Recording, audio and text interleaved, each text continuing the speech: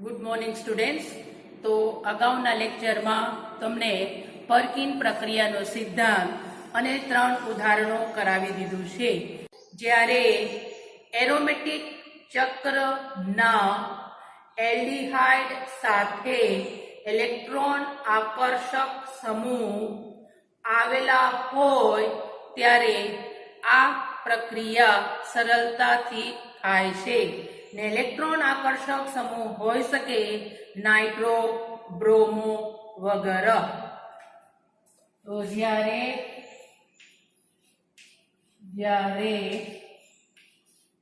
Aromatic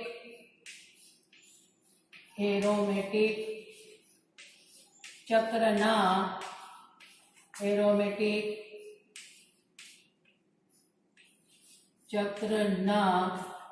એલ્ડિહાઇડ સાથે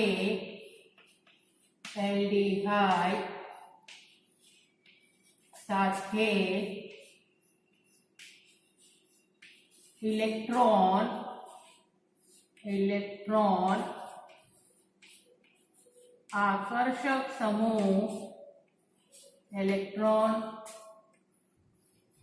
આકર્ષક સમૂહ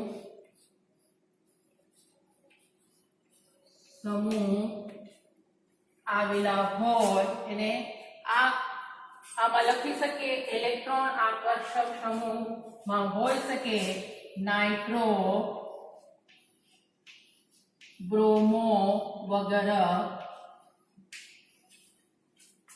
આવેલા હોય અથવા જોડાયેલા હોય ત્યારે પર્કિન પ્રક્રિયા અથવા આ પ્રક્રિયા સરળતાથી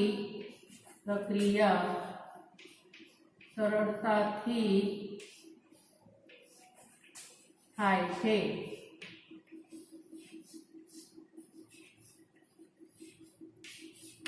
નાનો ઉદાહરણ છે પેરા નાઇટ્રોસિનામિક એસિડ ની બનાવટમાં. તો ક્રમ આવશે 4 પેરા નાઇટ્રોસિનામિક એસિડ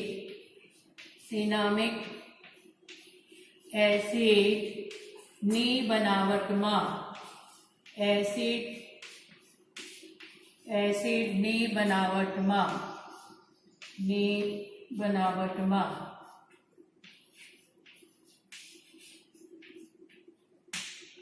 આમાં જે એરોમેટિક એલ્ડિહાઇડ લેવાનું છે, વિસ્થાપિત એલ્ડિહાઇડ લેવાનું છે. નામ જ કહે છે પેરા નાઇટ્રો. તો આમાં જે એરોમેટિક એલ્ડિહાઇડ લેવાનું છે પેરા અથવા 4 નાઇટ્રો બેન્ઝાલ્ડિહાઇડ અથવા પેરા નાઇટ્રો બેન્ઝાલ્ડિહાઇડ. આ છે CHO, આ છે બેન્ઝાલ્ડિહાઇડ. અને ચોથા અથવા પેરા સ્થાન ઉપર નાઇટ્રો હોય, અહીંયા NO2. આને કહેવામાં આવે છે પેરા નાઇટ્રો બેન્ઝાલ્ડિહાઇડ.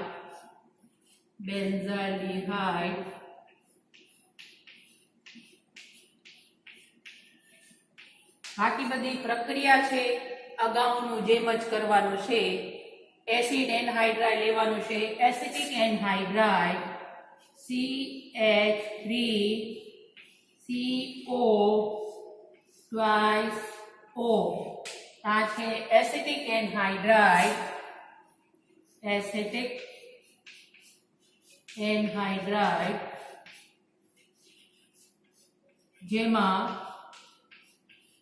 જેમાં અલ્ફા કાર્બન હાઇડ્રાઇડ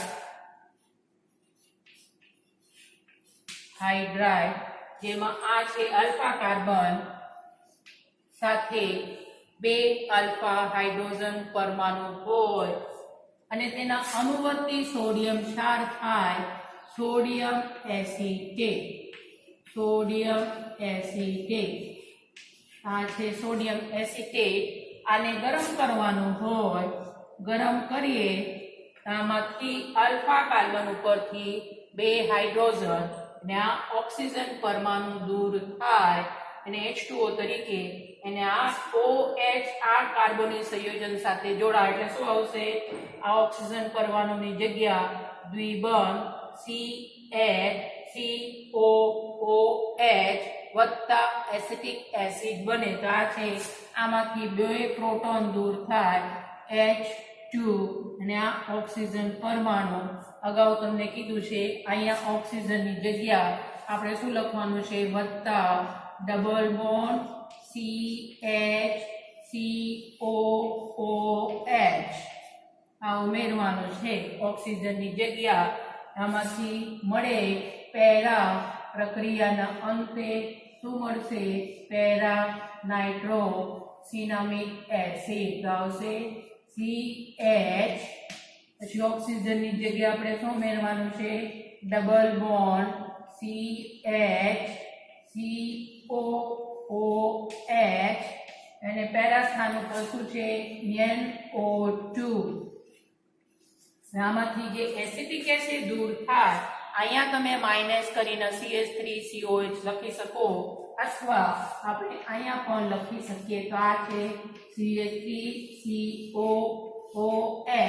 આને કહેવાય એસિટિક એસિડ.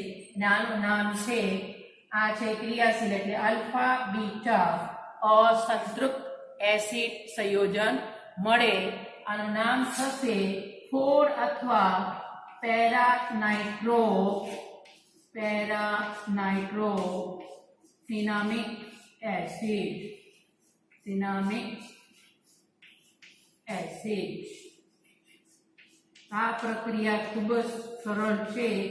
આ માટે યાદ રાખવાનું છે એરોમેટિક એલ્ડિહાઇડ એસિડ એન્હાઇડ્રાઇડ અને તેના અનુવર્તી સોડિયમ અથવા પોટેશિયમની ક્ષારની હાજરીમાં ગરમ કરતા આમાંથી આલ્ફા બીટા અસંતૃપ્ત એસિડ મળે છે.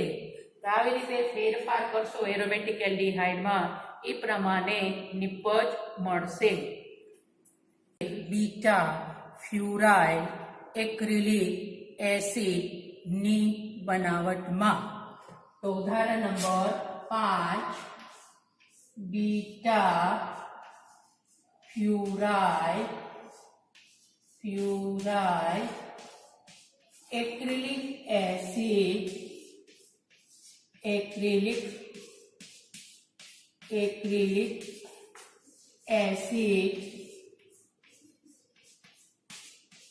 ની બનાવટમાં.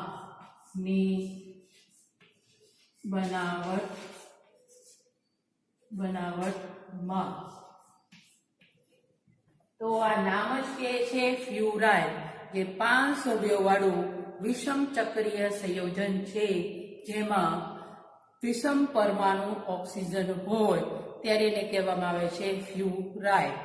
તો આપણે લેવાનું છે સ્ટાર્ટિંગ મટીરિયલ. તો આ છે 5 સભ્યોવાળું વિષમ ચક્રીય સંયોજન. આને કહેવાય ફ્યુરાન. તો આપણે લેવાનું છે ફ્યુરાન કાર એલ્ડિહાઇડ. અહીંયા આવશે એલ્ડિહાઇડ CHO. તો આને કહેવામાં આવે છે ફોર્ફ્યુરાલ્ડિહાઇડ અથવા એને શું કહેવામાં આવે છે? ફોર્ફ્યુરાલ.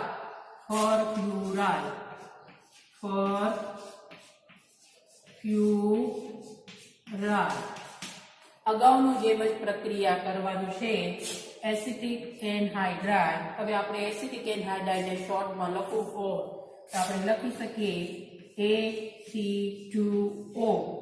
આ બી છે CH3CO ટ્વાઇસ, બરોબર, અને O એટલે એને બી કહેવામાં આવે છે એસિટિક એન્હાઇડ્રાઇડ. એસિટિક.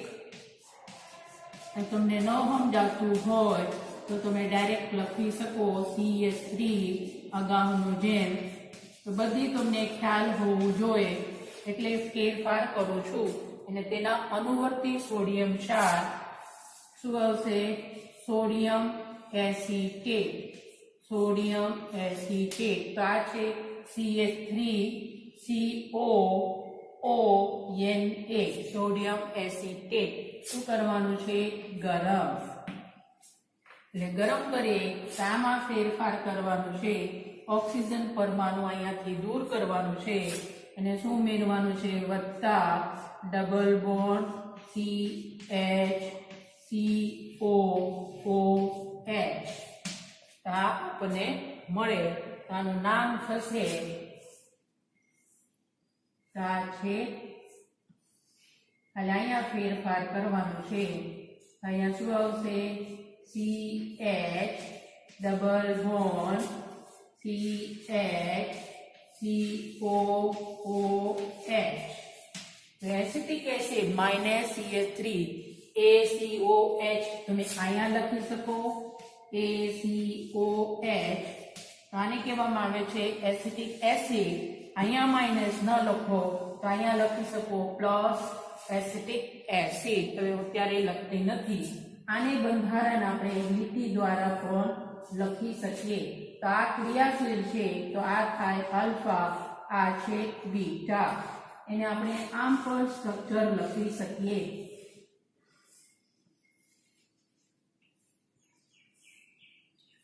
શું આવશે? CH double bond CH COOH. આ છે આલ્ફા, આ છે બીટા. આ બંને શું છે? આલ્ફા બીટા અસંતૃપ્ત એસિડ અથવા નામ થાય બીટા ફ્યુરાઇડ. ફ્યુરાઇડ આને કહેવામાં આવે છે બીટા સ્થાન ઉપર આને કહેવામાં આવે છે ફ્યુરિલ અથવા ફ્યુરાઇડ. અને આને કહેવામાં આવે છે એક્રિલિક એસિડ. આ છે ફ્યુરાઇડ. ફ્યુરાઇડ એક્રિલિક એક્રિલિક એસિડ. એસિડ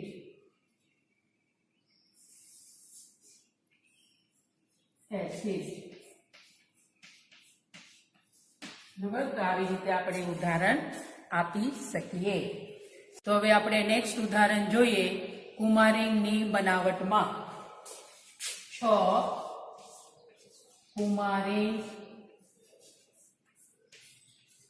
કુમારિનની બનાવટમાં. અને આ કુમારિન છે સુગંધિત દ્રવ્યો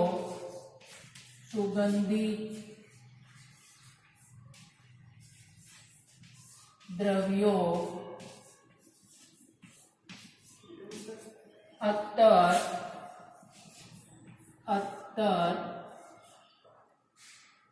અને પરફ્યુમ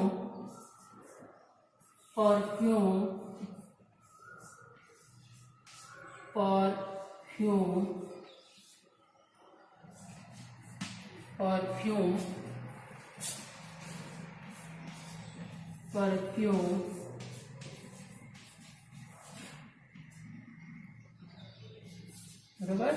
તો કુમારિન છે સુગંધી દ્રવ્યો, અત્તર, પરફ્યુમ બનાવવા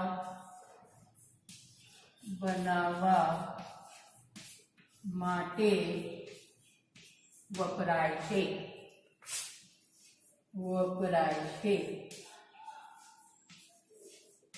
તો કુમારિન બનાવવા માટે આપણે જે એલ્ડિહાઇડ લેવાનું છે એનું નામ છે ortho hydroxy benzaldehyde. Ortho hydroxy benzaldehyde.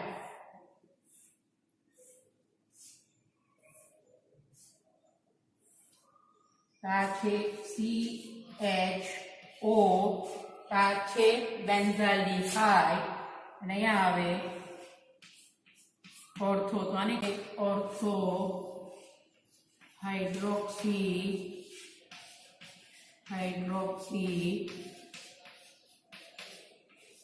બેન્ઝાલ્ડીહાઇડ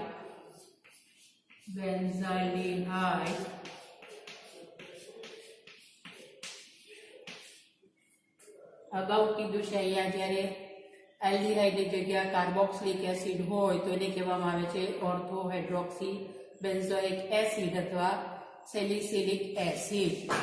તો આ થાય સેલિસાલ્ડીહાઇડ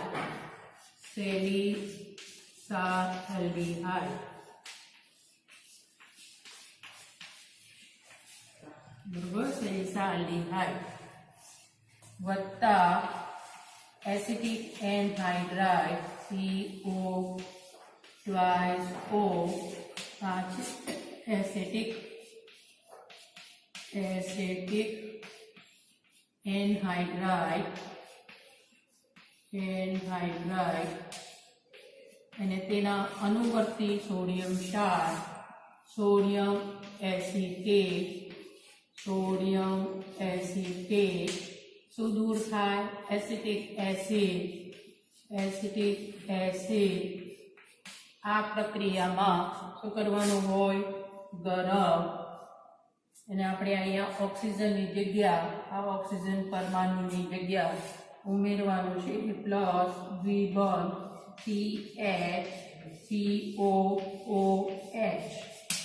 હવે શું ઉમેરવાનું છે અહીંયા?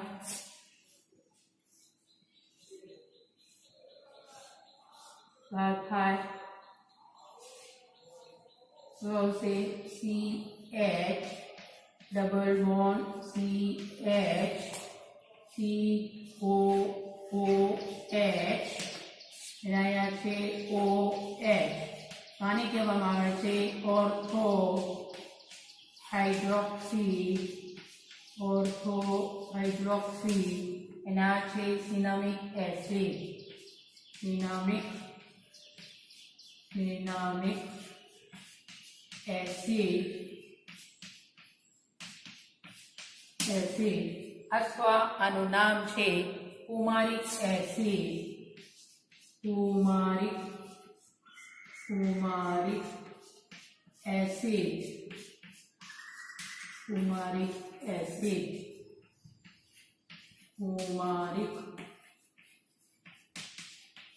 એસિડ. હવે આને આપણે આ બંધારણને આ જે સંયોજન છે એનું ચક્રીયકરણ થાય અને ચક્રીયકરણમાં સાયક્લાઇઝેશનમાં એક અણુ પાણી ગુમાવે છે અને એમાંથી કુમારીન બને છે.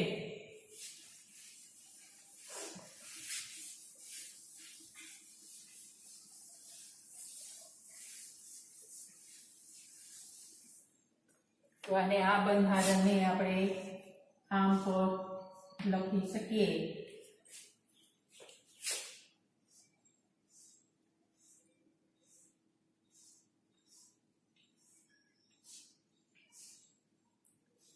CH double bond CH C double bond O ને ઓલરેડી OH છે અને અહીંયા HO.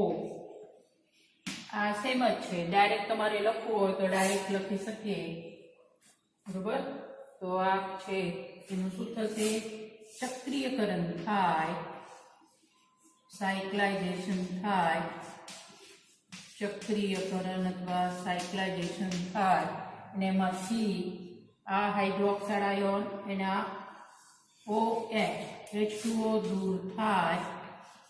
H2O દૂર થાય એટલે એમાંથી બને કુમારીન.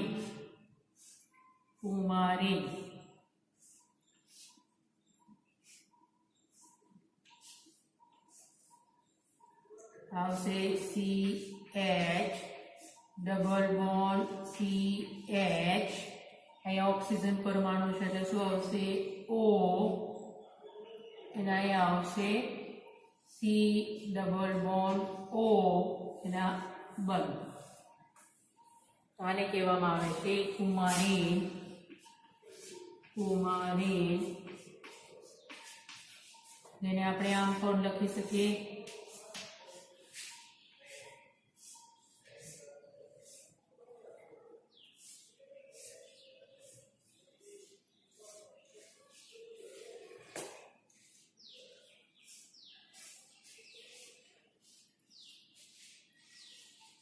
શું છે ડબલ બોન્ડ O અને અહીંયા ડબલ બોન્ડ O અને આ ઓક્સિજન પરમાણુ, આ છે કુમારીન, જે પરફ્યુમ અત્તર બનાવવા માટે વપરાય છે. લાસ્ટ ઉદાહરણ આ છે કુમારીન. લાસ્ટ ઉદાહરણ 2 દ્વિબંધ ધરાવતા એરાઇલ અસંતૃપ્ત એરાઇલ એક્રિલિક એસિડ અથવા સિનામિલ એક્રિલિક એસિડની બનાવટમાં 2 દ્વિબંધ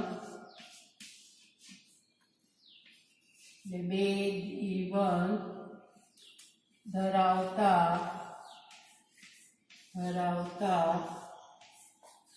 અસંતૃપ્ત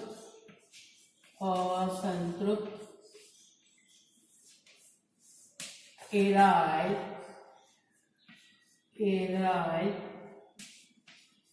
એટલે ફિનલ સમૂહ હોય, એરાઇલ એક્રિલિક એસિડની બનાવટમાં એક્રિલિક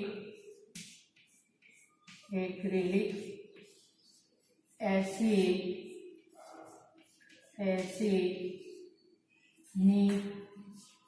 બનાવટમાં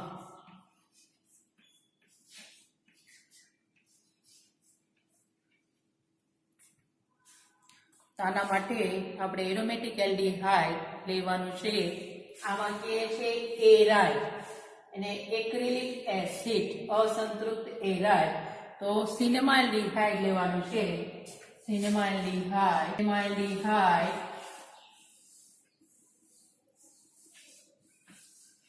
આ છે CH ડબલ બોન્ડ CHO. આ છે એરોમેટિક એલ્ડિહાઇડ, જેનું નામ છે સિનેમાલ્ડિહાઇડ.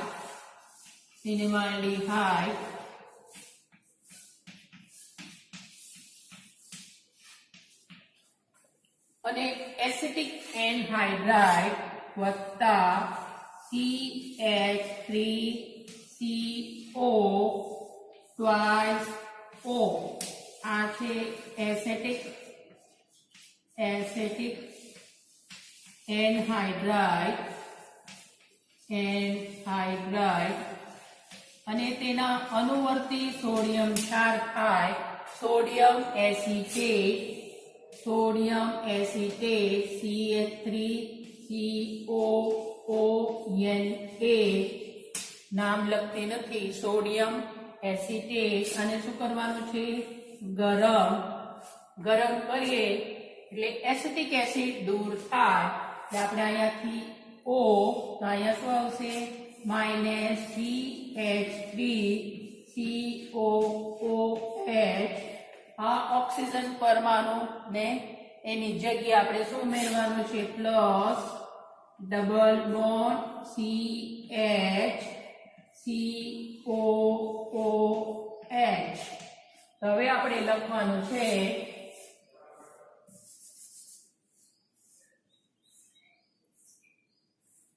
બાકી બધું એમને એમ રહેશે. એટલે શું આવશે?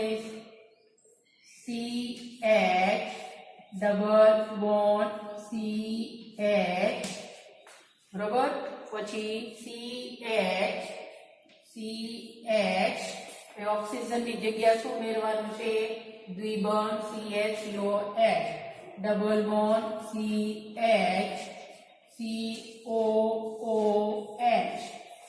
તો આને કહેવામાં આવે છે સિનામિલ અને આ છે એક્રિલિક એસિડ. તો આપણે લખી શકીએ આનું નામ. તો આમાં કોના બનાવટમાં ઉપયોગી છે? સિનામિલ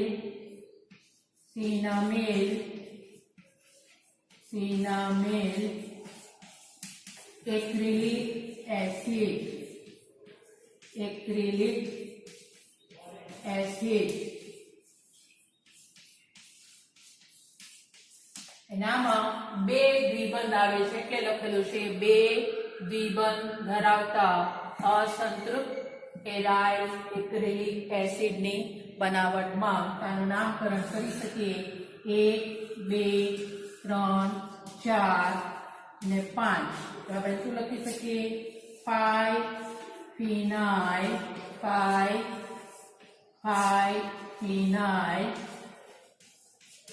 ફિનાઇલ પછી 2 અને 4 તો શું આવશે 2 4 ડાઇન બે વખત દ્વિબંધ આવે એટલે ડાઈ અને આ છે 1 પેન્ટેનોઇક એસિડ so આવશે 1 પેન્ટેનોઇક